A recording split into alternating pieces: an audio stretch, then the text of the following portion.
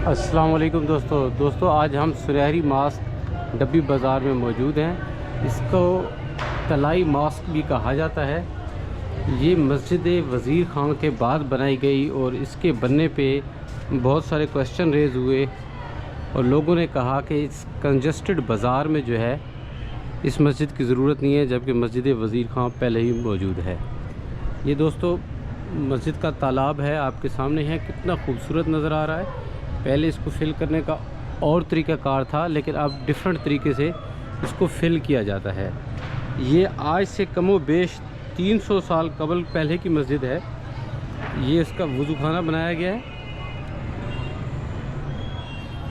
इससे मस्जिद वज़ीर ख़ान जो है उसका व्लॉग मेरे चैनल पे मौजूद है, आप देख सकते हैं। वो मुग़ल इरा के जो है अरूज में बनाई गई थी, जबकि ये मुग़ल इरा के ज़वाल में मोहम्मद शाह के दौर के करीब बनाई गई थी, बल्कि उसी के दौर में बनाई गई थी।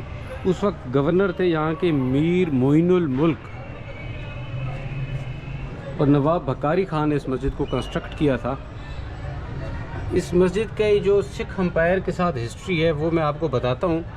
बड़ा मज़ेदार वाक़या है, लेकिन आगे चल के बताऊँगा। आपको पहले ये बता दूँ, नवाब बकारी ख़ान चाहते थे कि कोई हिस्टोरिकल मस्जिद बनाई जाए, कोई हिस्टोरिकल बिल्डिंग बनाई जाए। तो उस दौरान जो है इस मस्जिद पे ताजरों ने सवाल उठाया और उन्होंने कहा जी इसको बनाने की ज़रूरत नहीं है। तो उन्होंने फतवा भी हासिल किया इस मस्जिद को बनाने के लिए, और ये भी कहा कि इसके लिए ताजरों से जो है कोई पेमेंट वगैरह नहीं ली जाएगी। इसके साथ साथ दोस्तों नवाब बकारी ख़ान ने जब इसे कंस्ट्रक्ट किया तो एक बड़ा मज़ेदार वाक़या है कि एक सिख का और एक पठान का वाक़या है कि सिख ने जो है सिख के पास एक मुसलमान पठान ने जो है कुछ पैसे उधार रखवाए और वो दुकानदार किसी तरीके से वो चीज़ भूल गया कि किसी ने उसके पास पैसे वगैरह रखवाए हैं। तो सिख जब आया, उसने पठान ने सिख के पास रखवाए थे। तो पठान आया तो उसने अपने पैसों का तकाजा किया, उसके मुलाजिम ने इधर उधर कर दिए या वो ख़ुद भूल गया। तो उसने कहा जी आपने तो मेरे पास पैसे रखवाए ही नहीं हैं। तो उसने केस कर दिया पठान ने। अब जब पठान ने केस कर दिया तो केस जो है वो सिख जीत गया। अब जब सिख केस जीत जाता है तो अब वो पठान तो चला गया। अब सिख को जो है कुछ अरसे बाद याद आता है कि यार मैंने तो पैसे वाकई लिए थे या कहीं पड़े हुए थे, उसको मिल गए। तो ज़ाहिर है उसके नहीं थे, तो उसको पता चल गया कि अब ये मेरे नहीं हैं, ये उसी पठान के हैं, और जितनी अमाउंट वो बताता था उतनी ही थी। तो उसने फिर कॉल की, उसके पास गया पठान के पास कि भाईजान मुझसे गलती हो गई है, तो आप अपने पैसे वापस ले लीजिए। तो पठान ने कहा नहीं जी मैं अब केस हार चुका हूँ, तो मैं बिल्कुल भी इन पैसों का तकाजा नहीं करूँगा। ये दोस्तों थोड़ा सा ऊपर से आपको वर्क दिखा दूँ, उसके बाद बाकी हिस्ट्री बताता हूँ।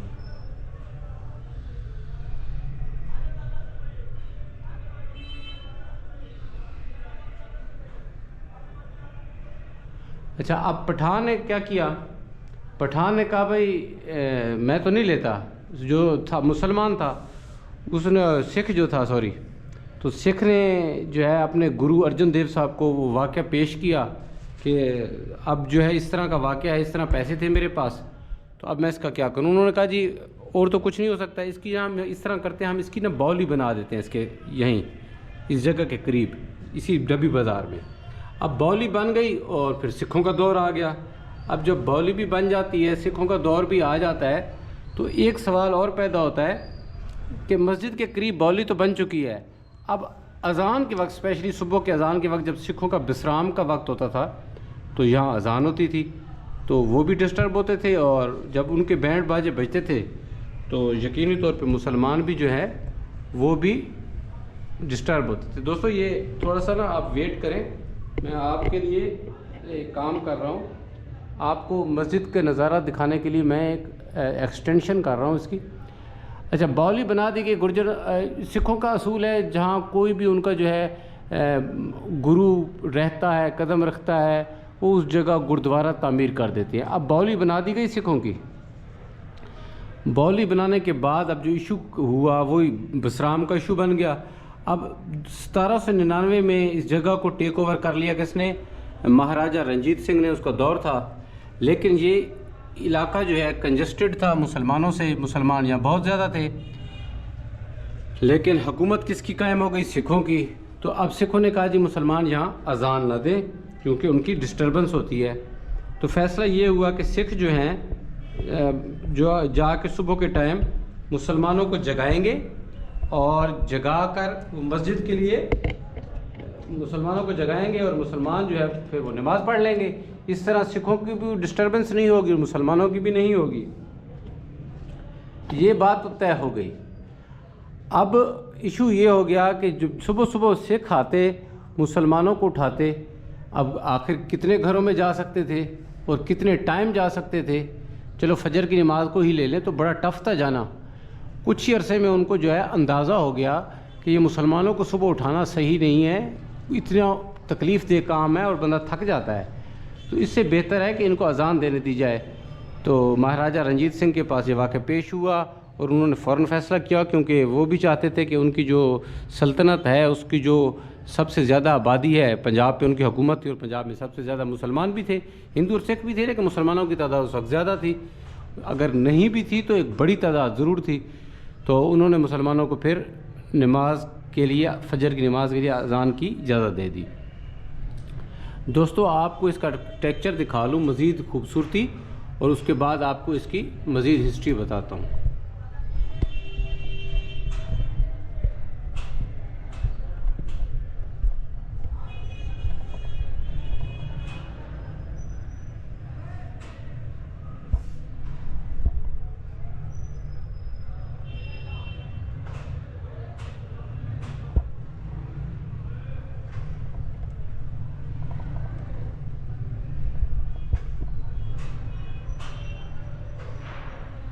हाँ तो दोस्तों ये वो सुनहरी मस्जिद आप देख रहे हैं जिसकी गुंबद सुनहरी हैं और सिख आर्किटेक्चर से भी इसकी ममासलत है, क्योंकि जो गोल्डन टेम्पल अमृतसर में है वो इसके सुनहरी टेम्पल उससे इसकी जो सुनहरी गुंबद हैं उससे ममासलत रखते हैं। ये बहुत खूबसूरत मस्जिद है, इसका आर्किटेक्चर आप करीब से देख चुके हैं। मज़ीद जो फूल रह गए हैं वो भी मैं आपको दिखाता हूँ। और अगर आपको ये मस्जिद पसंद आई है और मेरी ये मेहनत पसंद आई है तो आप काइंडली जो है मेरे चैनल को सब्सक्राइब कीजिए, इस वीडियो को शेयर कीजिए, ताकि जो है जब भी लोग यहाँ आएँ लाहौर में तो वो इस खूबसूरत मस्जिद से अपनी आँखों को खैरा करें। देखिए ये फ्रेस्को का वर्क दोस्तों, आपकी नज़र, मैं मज़ीद हिस्ट्री आपको बताऊँगा लेकिन एंड में जाके, और आपको सुनहरी गुंबद भी दिखाने बाकी हैं। तो ये अब एंट्रेंस का जो डोर है इसके ऊपर एक तो लकड़ी का दरवाज़ा है। ये अब इसकी हिस्ट्री नहीं मालूम कि ये किस वक्त का है। ये इसके ऊपर फूल जो हैं वो मैं आपको दिखाता हूँ। ये देखिए कि कितने खूबसूरत काश्तकारी की गई है।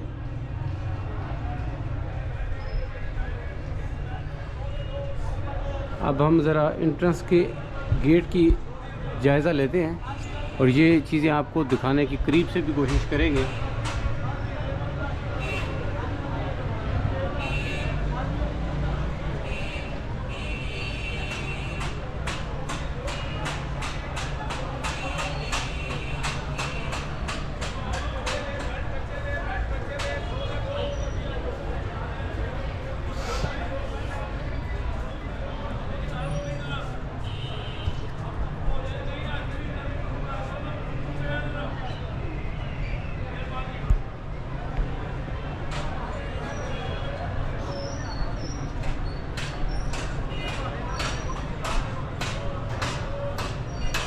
ऊपर चढ़ सकते हैं,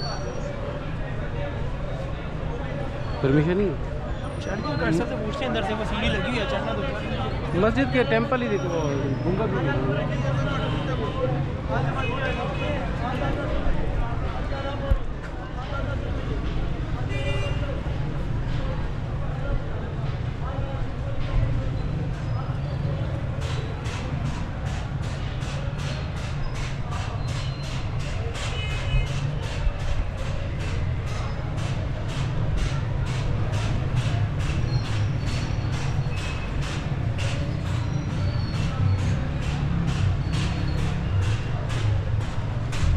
दोस्तों ये खूबसूरत मस्जिद आपके ज़ौक़ बसारत की नज़र कोशिश कर रहा हूँ हर एंगल से आपको इसका हुस्न दिखा सकूं।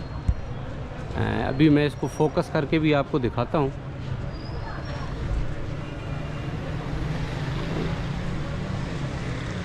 कोशिश होगी दोस्तों, 1 से 2 मिनट लग जाएंगे, मैं आपको फोकस करके दिखाऊंगा। और आपको एक जो चीज़ें बता रहा हूं वो ये है कि इस मस्जिद के जो ये पहला फ़र्श है ये 11 फीट ऊंचा है। बाज़ार के सरफेस से नीचे दुकानें बनी हुई हैं, उसकी आमदनी से मस्जिद का निज़ाम चलता है। और जो शॉप्स हैं उनका रेंट आता है। आर्किटेक्चरल स्टाइल आपको उसको बता दिया कि सिखों के जो गोल्डन टेंपल है अमृतसर में उससे मुतासिर है। ये स्टेयर केस है मॉस्क के, जो ऊपर वाली सीढ़ियाँ हैं वो 16 आती हैं।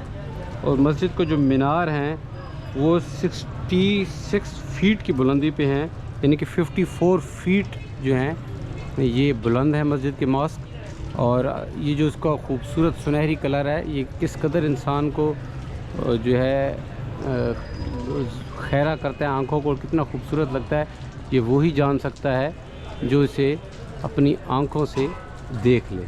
तो मुझे यकीन है इसको देखने के बाद आप ज़रूर लाहौर में जब आए तो डब्बी बाज़ार में ज़रूर तशरीफ़ लाएंगे। मैं अब आपको जो है इसको फोकस करके दिखाने की कोशिश कर रहा हूँ, लेकिन मेरा जो है अभी सॉफ्टवेयर ऑन नहीं हो रहा, तो जी ये अब होगा भी नहीं।